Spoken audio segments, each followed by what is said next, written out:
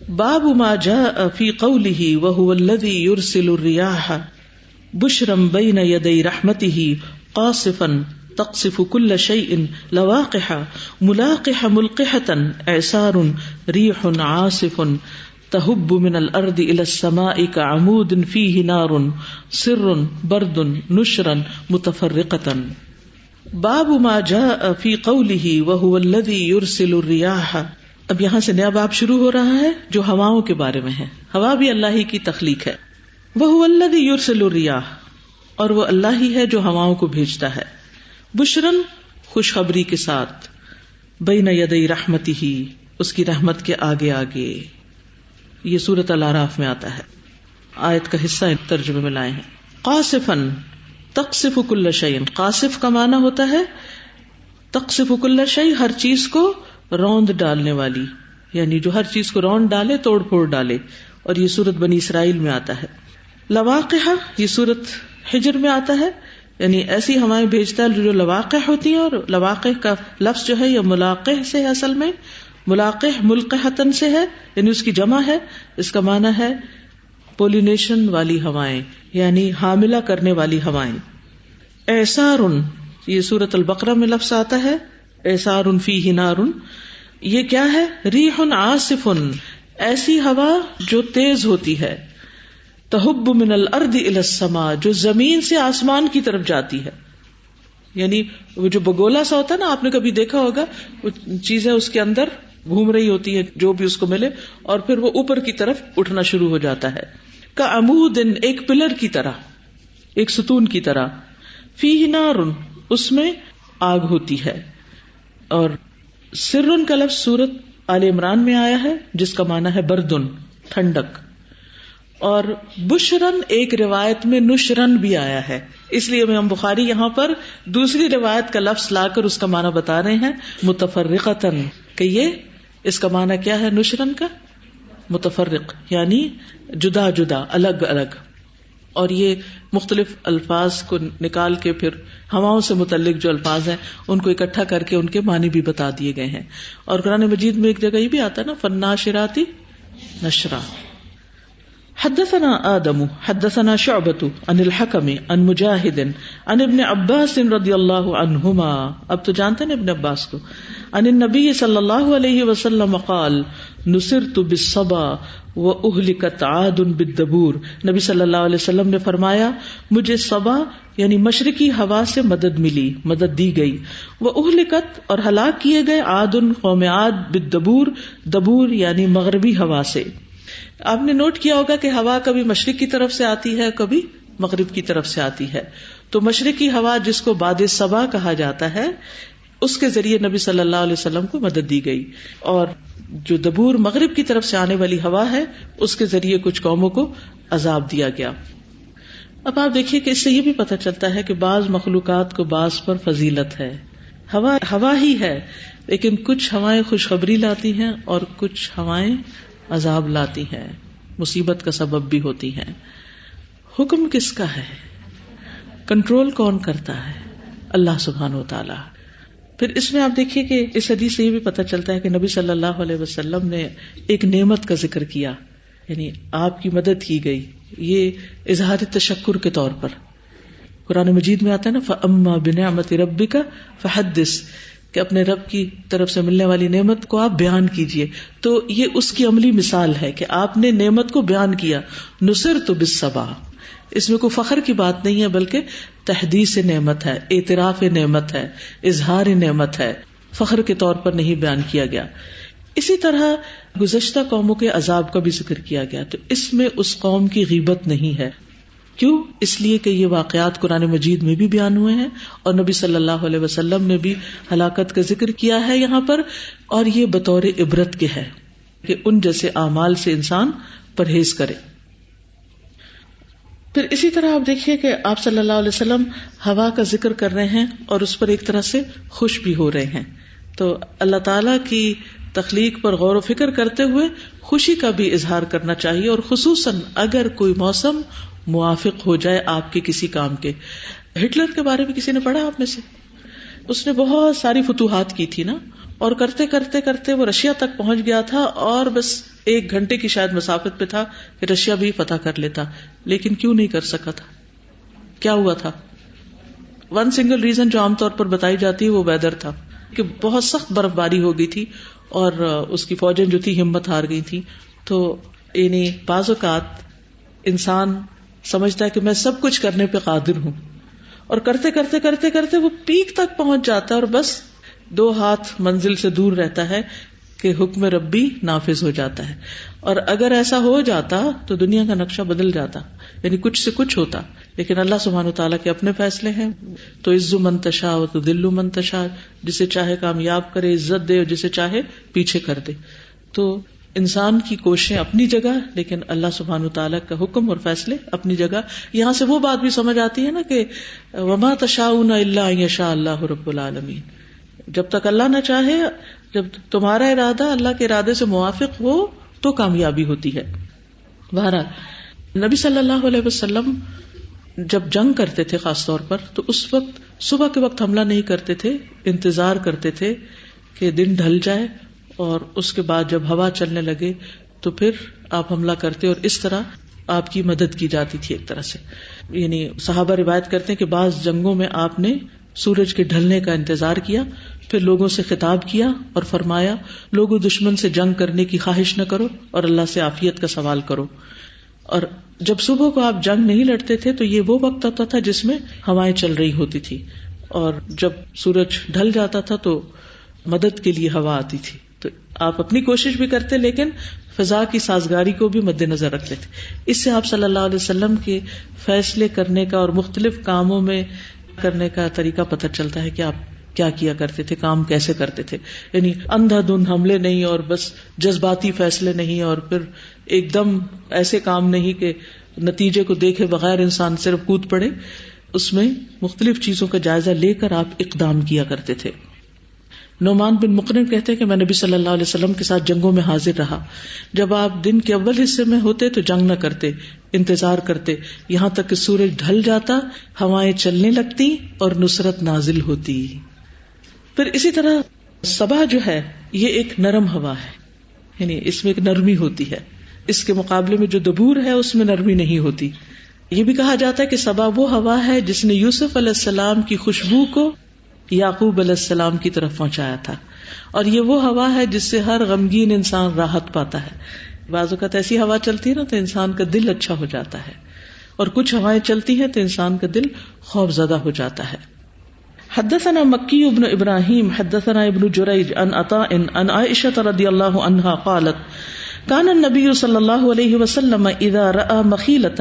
حضرت عائشہ سے روایت ہے کہ نبی صلی اللہ علیہ وسلم جب مخیلہ یعنی بادل کو دیکھتے، فی السماء آسمان میں، اقبل و ادبر آگے آتے پیچھے آتے، یعنی آپ چہل قدمی کرتے، یعنی ایک طرف جاتے اور کبھی دوسری طرف جاتے.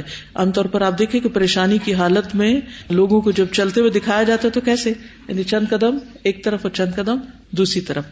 تو آپ صلی اللہ علیہ وسلم آگے پیچھے اندر باہر آتے جاتے، یعنی جیسے کوئی گھبرایا ہوا انسان ہوتا ہے. ودخل وخرج اور داخل ہوتے اور نکلتے، وتغیر وجهه اور آپ کا چہرہ بدل جاتا. فاذا امطرت السماء تو جب آسمان سے بارش اترتی، سری عنہ تو آپ خوش ہو جاتے، آپ کو تسلی ہو جاتی، یعنی آپ کی پریشانی دور ہو جاتی. فعرفته عائشة ذلك تو حضرت عائشہ نے آپ صلی اللہ علیہ وسلم سے اس بات کا ذکر کیا، آپ کو احساس دلایا، آپ کے اس طرز عمل پر ان کو متوجہ کیا کہ آپ ایسا کرتے ہیں. یعنی انہوں نے نوٹ کیا. حضرت عائشہ کی آبزرویشن آپ دیکھیے کہ کتنی زیادہ ہے نا، کہ وہ غور کر رہی ہیں کہ اس وقت میرے شوہر کے اوپر کیا کیفیت ہے اور یہ ایسا کیوں کر رہے ہیں. اس میں حضرت عائشہ کا کنسرن بھی نظر آتا ہے، ان کی ذہانت کا بھی پتہ چلتا ہے، اور پھر اچھے سوال کرنے کا انداز بھی پتہ چلتا ہے، اور عمدہ انداز میں بات کرنے کا. اگر ہم کسی کو ایسا کرتے ہوئے دیکھیں تو ہم کیسے بولیں گے، یہ کیا ہوا آپ کو، آپ کیسے چل رہے ہیں، یہ کوئی طریقہ چلنے کا، یا یعنی کوئی نیگیٹو ریمارک دیں گے. لیکن یہاں پر آپ دیکھیے کتنے اچھے الفاظ اس میں فعرفت عائشہ، حضرت عائشہ نے آپ کو اس کی پہچان کروائی، یعنی آپ سے ذکر کیا اس بات کا. فقال النبی صلی اللہ علیہ وسلم تو نبی صلی اللہ علیہ وسلم نے فرمایا ما ادری لعلہ کما قال قوم، ما ادری مجھے کیا معلوم، میں اس لیے ڈرتا ہوں، لعلہ شاید کہ وہ، کما قال، جیسے کہ کہا تھا، قوم، ایک قوم نے، جیسے قرآن مجید کی اس آیت میں جو سورۃ الاحقاف میں آتی ہے، فلما رأوه عارضا مستقبل اودیتہم، کہ جب قوم عاد نے بادل کو آتے ہوئے دیکھا، عارضا مستقبل اودیتہم، جو ان کے میدانوں کی طرف، وادیوں کی طرف آ رہا تھا، تو انہوں نے کیا کہا، ھذا عارض ممطرنا، یعنی بارش برسے گی ہم پر، لیکن اس میں کیا تھا، آگ برس پڑی. تو اس لیے نبی صلی اللہ علیہ وسلم اس پر تھوڑا پریشان ہوا کرتے تھے، اور جب بارش آنے لگتی تو پھر آپ کو تسلی ہو جاتی کہ آگ نہیں برسی، بارش برسی ہے. پھر اسی طرح آپ دیکھیے کہ نبی صلی اللہ علیہ وسلم نہ صرف یہ کہ بادلوں کو دیکھ کے، بلکہ ہواؤں کے چلنے پر بھی دعائیں کیا کرتے تھے. کوئی دعا یاد ہے آپ کو؟ شابش، اللہم انی اسألک خیرہا و خیر ما فیہا. اگر زبانی یاد نہ رہے تو کہیں نہ کہیں لکھ کے لگا دیں. اس سے کیا ہوگا، جب ہوا چلے گی اور خاص طور پہ دروازے جب بینگ کرتی ہے اور چیزیں اڑنے لگتی ہیں اور آندھی کسی قسم ہوتی ہے تو اس وقت خاص طور پر دعا کرنی چاہیے. ویسے بھی جب ذرا سے حالات غیر معمولی ہونے لگے تو انسان کو فوراً اللہ تعالیٰ کی طرف رجوع کرنا چاہیے. اسی طرح یہ ہے کہ نبی صلی اللہ علیہ وسلم ایک اور دعا بھی کرتے تھے، اللہم لقحا لا اقیما، اے اللہ بارش والی ہوا ہو، بے برکت نہ ہو، یعنی اچھی خبر لائیے ہوا.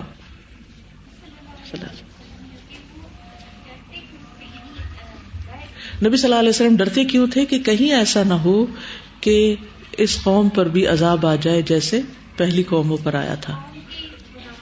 جی، اس سے نبی صلی اللہ علیہ وسلم کی شفقت کا اندازہ ہوتا ہے کہ کان بالمؤمنین رؤوف الرحیم، یعنی آپ صلی اللہ علیہ وسلم تو اللہ کے نبی تھے، لیکن آپ لوگوں کے لیے بھی بڑے مہربان تھے، رحمت للعالمین تھے. یعنی لوگوں کے لیے کیا تھے، باعث رحمت تھے.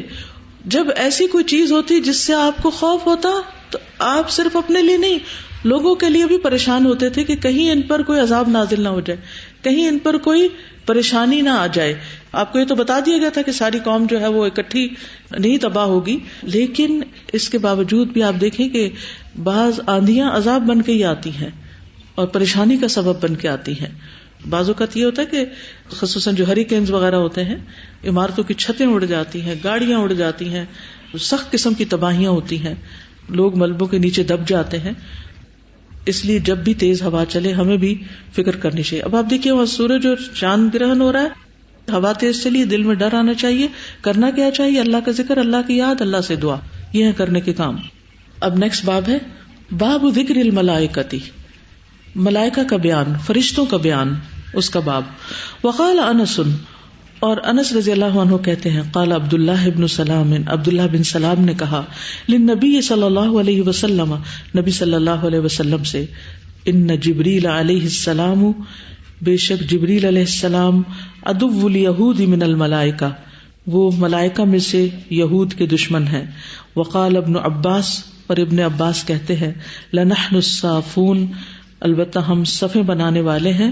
اس سے مراد الملائکہ فرشتے ہیں، یعنی فرشتوں کے بارے میں جو قرآن مجید کی آیت ہے اس کا ذکر یہاں پر کیا گیا، سورۃ الصافات کی. آپ سب جانتے ہیں، فرشتوں پر ایمان کے بارے میں پڑھ چکے ہیں کہ اللہ سبحانہ وتعالیٰ نے ان کو نور سے پیدا کیا ہے اور جنوں کو آگ کی لپٹ سے پیدا کیا ہے. اور قد و قامت میں سب سے بڑے فرشتے کون سے ہیں؟ حاملین عرش. جبریل علیہ السلام بھی بہت بڑے ہیں لیکن حاملین عرش. نبی صلی اللہ علیہ وسلم نے فرمایا، مجھے اجازت دی گئی کہ میں اللہ کے عرش کے اٹھانے والے فرشتوں میں سے کسی فرشتے کے بارے میں بتاؤں کہ اس کے کان کی لو سے کندھے تک کا فاصلہ 700 سال کی مسافت پر ہے. یعنی صرف گردن یا اتنا حصہ 700 سال کے فاصلے پر. فرشتوں کی تعداد ہمیں نہیں معلوم کہ کتنی ہے، لیکن بہت زیادہ ہے، بہت کثرت سے ہے. آسمان میں کوئی ایک بالش 4 انگل جگہ بھی نہیں آتی کہ جہاں پر کوئی فرشتہ سجدے میں نہ پڑا ہوا ہو. اسی لیے آسمان چرچرا رہا ہے. اور فرشتوں کی خوراک کیا ہے؟ تسبیح، تکبیر، تحمید، تحلیل. اور فرشتوں کا سب سے پسندیدہ کلام جو ہے وہ اللہ تعالیٰ نے جو فرشتوں کے لیے پسند کیا وہ سبحان اللہ و بحمدہ. اب یہ جو حدیث انہوں نے بیان کی امام بخاری نے، قال انس، تو جب کوئی محدث ڈائریکٹ صحابی سے حدیث بیان کر دے تو اس کو معلق حدیث کہیں گے، یعنی جس کی سند نہیں بیان کی، لیکن دوسری جگہ یہ سند کے ساتھ بھی ہے. بخاری میں بہت سی تعلیقات ہیں جو دوسری جگہ موصولاً بھی بیان ہوئی ہیں. موصولاً بیان ہونے کا مطلب کیا؟ پوری سند کے ساتھ.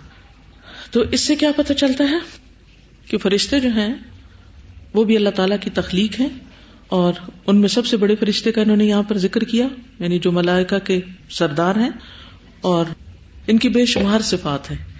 یعنی آپ حیران ہو جائیں گے، صرف آپ جبریل لفظ ٹائپ کریں شاملہ میں یا کہیں بھی حدیث کی جو سرچ انجنز ہیں اس میں، اور پوری کتاب بن سکتی ہے جبریل علیہ السلام پہ. ان کی پوری بایوگرافی کہیں گے، کیا کہیں گے، یعنی ان کی پوری سیرت پر کتاب بن سکتی ہے. اتنا کچھ ہے ہماری کتابوں میں جبریل علیہ السلام کے بارے میں کہ جب نبی صلی اللہ علیہ وسلم نے ان کو دیکھا تھا تو ان کے 600 پر تھے اور سبز رنگ کے تھے، اور ان میں سے ہیرے جواہرات جو تھے وہ جھڑ رہے تھے، اور بہت ہی زبردست ان کی ڈسکرپشن آتی ہے. ان کو جبریل بھی کہا جاتا ہے، جبرائیل بھی کہا جاتا ہے. جبر کا مطلب ہوتا ہے بندہ، اور ایل کا مطلب ہوتا ہے اللہ، ہیبرو کے لفظ ہے. حدثنا حدبۃ بن خالد حدثنا حمام عن قتادۃ وقال لي خلیفۃ حدثنا یزید بن زرع حدثنا سعید وہشام قالا حدثنا قتادۃ حدثنا انس بن مالک عن مالک بن صعصعہ رضی اللہ عنہما حدثنا حدبۃ بن خالد. حدبہ بن خالد جو ہیں یہ اپنی لمبی نمازوں کی وجہ سے بہت مشہور تھے.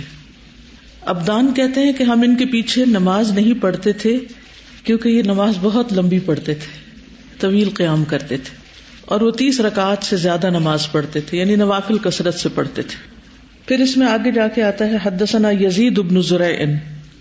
یزید بن زرع جو ہیں یہ بھی بہت متقن اور حافظ تھے. بشر حافی کہتے ہیں میں نہیں جانتا کہ میں نے ان کی طرح اور ان کی حدیث کی صحت کی طرح کسی کو دیکھا ہو. ان کی اپنی صحت بھی اچھی تھی اور ان کی حدیث کی صحت بھی بہت اچھی تھی. نصر بن علی کہتے ہیں کہ میں نے یزید ابن زرع کو خواب میں دیکھا. میں نے پوچھا اللہ نے آپ کے ساتھ کیا کیا، یعنی آپ کے ساتھ کیا معاملہ ہوا. انہوں نے کہا مجھے جنت میں داخل کر دیا گیا. میں نے کہا کس وجہ سے؟ کہا نماز کی کثرت کی وجہ سے. ہم سب کو بھی اپنی نمازوں کا جائزہ لینا چاہیے کہ صرف فرض پر ہی تو اکتفا نہیں کرتے، سنت کا اہتمام کرتے ہیں. جس نے دن میں 12 سنتیں ادا کی اس کے لیے جنت کے گھر کی بشارت ہے.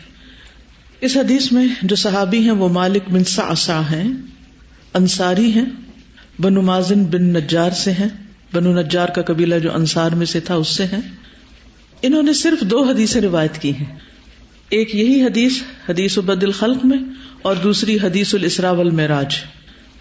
اور اس حدیث کی وجہ سے جو انہوں نے یہاں روایت کی ان کو بہت اہمیت ملی، یعنی ان کی بہت قدر کی جاتی ہے کیونکہ انہوں نے اہم ترین احادیث ہم تک پہنچائی، جو طویل بھی ہیں یعنی بہت لمبی بھی ہیں، اور ان میں بہت غریب یعنی اچھوتی باتیں بھی ہیں، یعنی جو زمین سے متعلق نہیں آسمانوں سے متعلق ہیں. یہ مدینہ منورہ میں ہی رہے اور وہیں پر فوت ہوئے. قال قال النبی صلی اللہ علیہ وسلم، نبی صلی اللہ علیہ وسلم نے فرمایا، میں جان بوجھ کے سندیں اب چھوڑ رہی ہوں، کہیں کہیں ذکر کروں گی اور کہیں کہیں چھوڑ دوں گی، تو اس لیے آپ پریشان نہ ہو کہ اس کا ترجمہ نہیں کیا. بینا انا عند البیتی، اس اسنا میں کہ میں بیت اللہ کے پاس تھا، بین النائم والیقظان، سوتی جاگتی حالت میں، یعنی درمیان میں تھا. کبھی ایسا ہوتا ہے نہ گہری نیند ہوتی اور نہ آپ جاگ رہے ہوتے. وذکر، اور آپ نے ذکر کیا، یعنی رجلا بین الرجلین، ایک شخص کا جو 2 مردوں کے بیچ میں تھا، یعنی ایک مرد کا ذکر کیا جو 2 مردوں کے بیچ میں تھا، یعنی 3 تھے، 3 میں سے ایک درمیان میں تھا. فأتیت بطست، تو میں لایا گیا ایک تشت یعنی بڑی پلیٹ، من ذہب، سونے کی، ملیء حکمتن، جو بھری ہوئی تھی حکمت سے، و ایمانا، اور ایمان سے. فشق من النحر الى مراق البطن، تو شق دیا گیا یعنی چیرا گیا میرا پیٹ، نحر ہوتا ہے گلا، گلے سے لے کر پیٹ کے نیچے تک. ثم غسل البطن، پھر پیٹ دھویا گیا، بماء زمزم، زمزم کے پانی سے. ثم ملیء حکمتا و ایمانا، پھر بھر دیا گیا حکمت اور ایمان سے. کس کا پیٹ؟ نبی صلی اللہ علیہ وسلم کا. وَأُتِيتُ بِدَابَّةٍ، اور میں لایا گیا ایک سواری، ابیض سفید، دون البغل ففوق الحمار، جو خچر اور گدھے کے درمیان میں تھی، البراق جس کا نام براق تھا. فانطلقت مع جبریل، تو میں چلا جبریل کے ساتھ.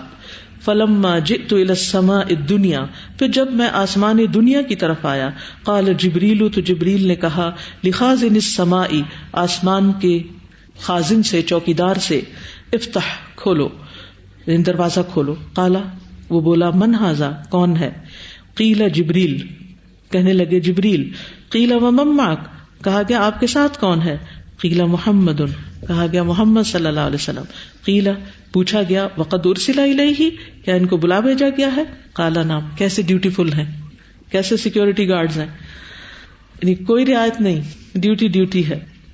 قال نعم، بولے جی ہاں. قیل مرحبا بہ، اب ویلکم کر رہے ہیں. کیا اعتدال ہے، ڈیوٹی اپنی جگہ لیکن اخلاق اپنی جگہ. ویلکم، مرحبا بہ ولنعم المجیء جاء، کتنا اچھا آنا ہوا ان کا، یعنی کہ ویلکم کرنے کا ایک انداز ہے، یعنی ایک بہترین آنا آئے، یعنی یوں آپ لفظی ترجمہ کیجئے، لیکن مراد اس سے کیا ہے؟ خوب آئے.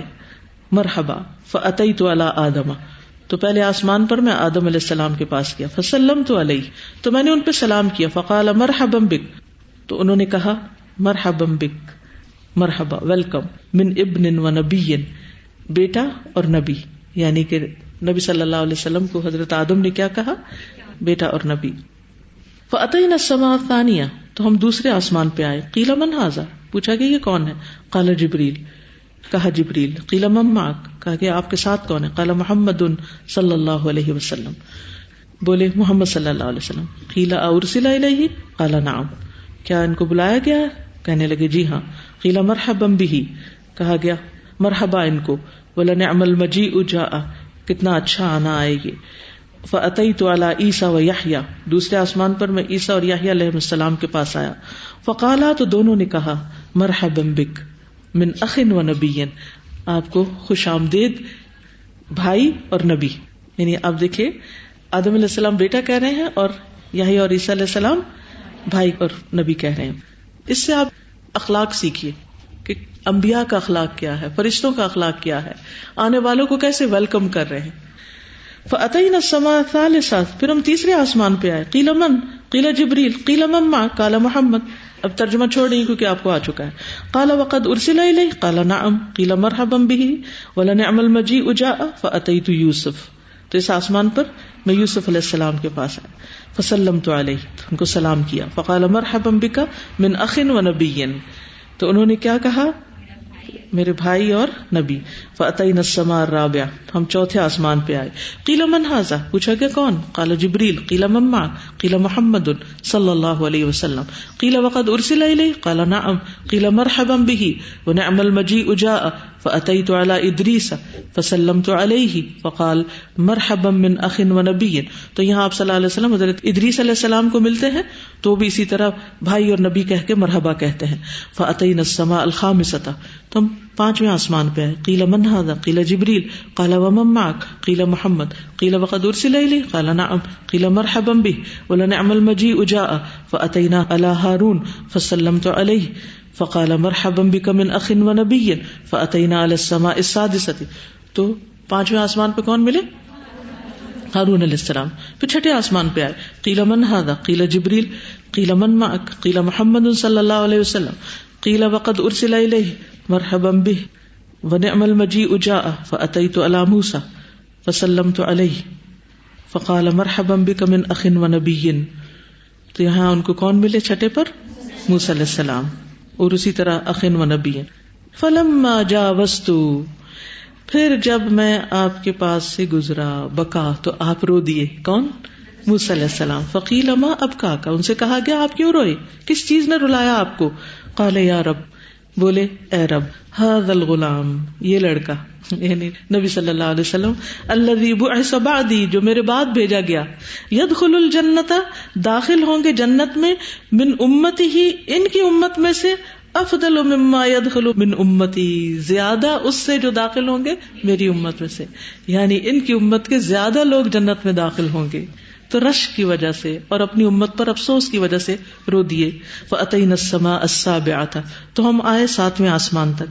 قیل من ھذا، قیل جبریل، قیل من معک، قیل محمد، قیل وقد ارسل الی مرحبا به ولنعم المجیء جاء.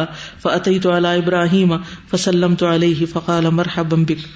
تو ابراہیم علیہ السلام سے ملاقات ہوئی تو کہا مرحبا بک من ابن و نبی، انہوں نے بھی کیا کہا؟ بیٹے اور نبی. فرفع الی البیت المعمور، تو آپ کو لے جایا گیا بیت المعمور تک. فسألت جبریل، تو میں نے پوچھا جبریل سے. فرفع علی البیت المعمور، تو بلند کیا گیا میرے لیے بیت المعمور، یعنی سامنے لایا گیا. فسألت جبریل، تو میں نے جبریل سے پوچھا. فقال، تو کہا ھذا البیت المعمور، یہ بیت المعمور ہے. یصلی فیہ کل یوم 70,000 ملک، اس میں نماز پڑھتے ہیں ہر روز 70,000 فرشتے.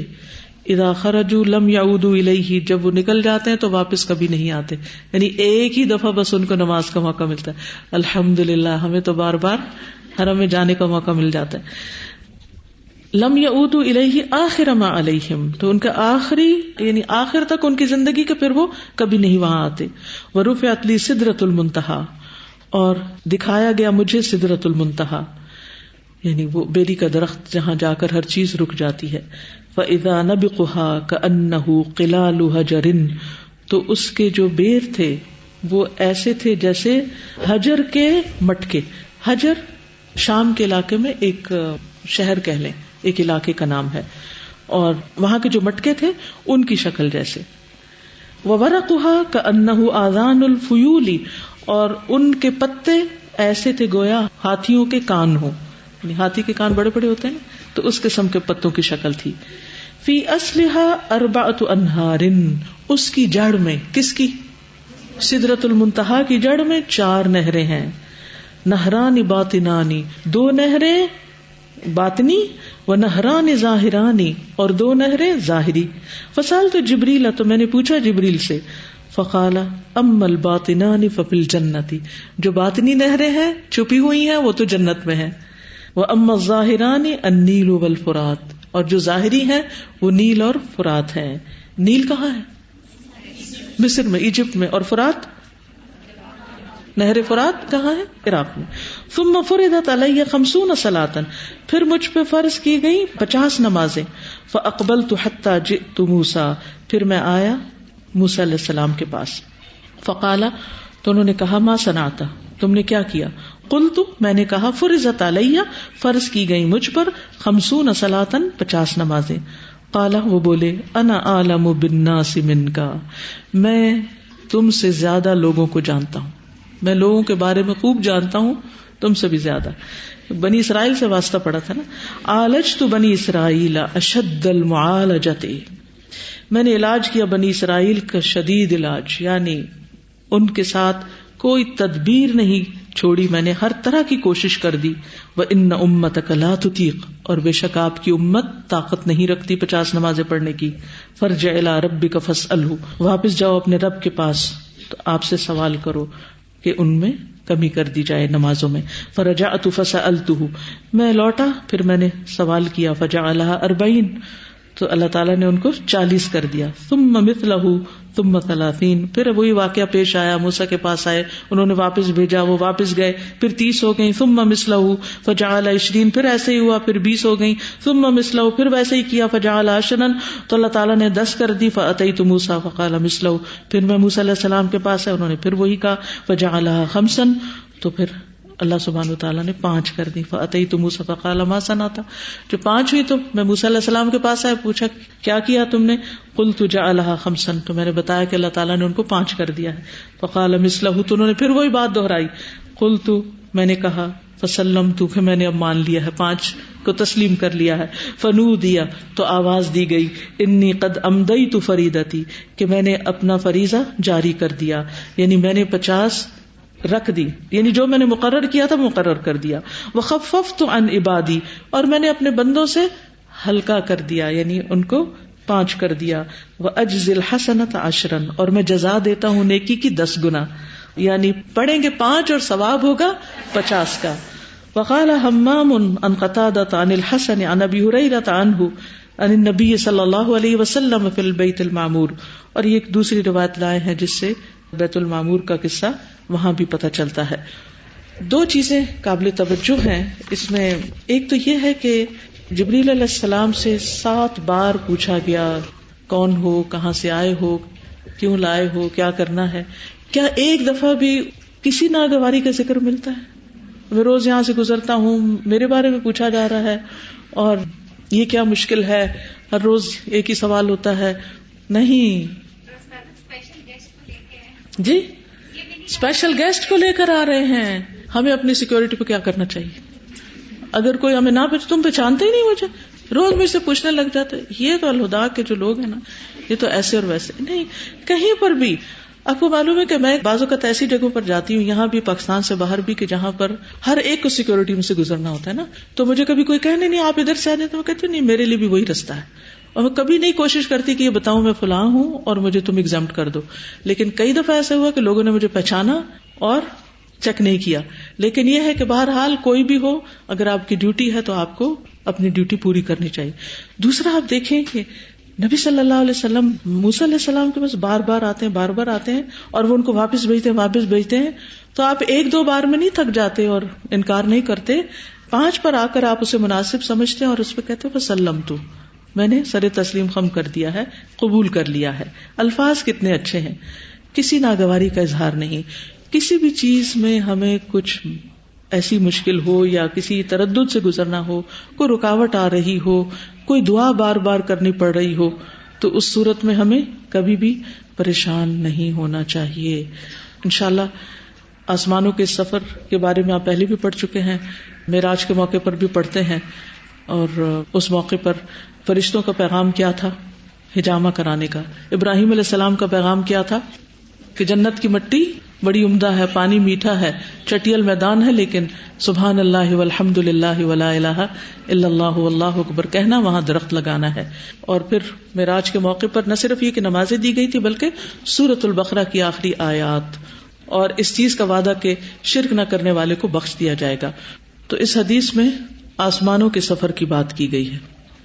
آسمان بھی اللہ سبحانہ وتعالی نے بنائے, اور ان میں جو مختلف چیزیں ہیں وہ بھی اللہ سبحانہ وتعالی ہی کی تخلیق ہیں.